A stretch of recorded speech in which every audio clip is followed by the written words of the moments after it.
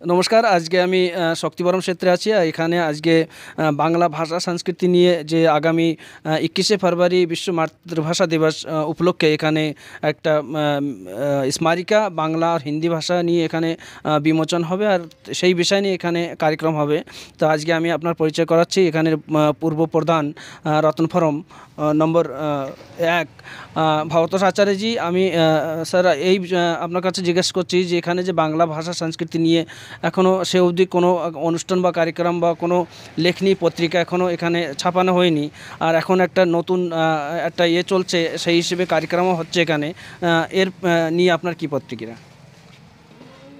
দাদা, এই একটা ভালো কাজ যেটা আপনি বললেন, বাংলা ভাষা সংস্কৃতি নিয়ে কাজ তো আগে পরে কম বেশি আমাদের সমাজে হয়ে আসছে, কিন্তু যেভাবে হওয়া দরকার সেভাবে এখনও পর্যন্ত হয়নি।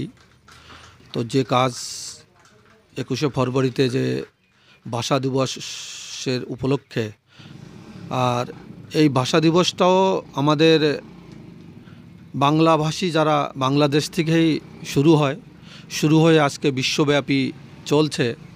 তো আমরা এখানে যারা উত্তরাখণ্ডবাসী আছি, শক্তিবরম, রুদ্রপুর বা দিনাজপুর বা আরও উধমসিংনগর জেলায় বা নৈনিতাল জেলায় বা কিছু আমাদের হরিদ্বারে আছে, তো সব বাঙালিদের এই ভাষার উপরে ভাষা দিবসের দিন বিশেষ করে নিজেদের ভাষা কী করে আগে বাড়ানো যায়, কিভাবে আমাকে এই ভাষা দিবসের দিনে কোনো একটা বাংলা ম্যাগাজিন যদি আমরা সেটা বিমোচন করতে পারি বা একটা বাংলা ম্যাগাজিন বের করতে পারি, তো সেটা খুবই ভালো হয়।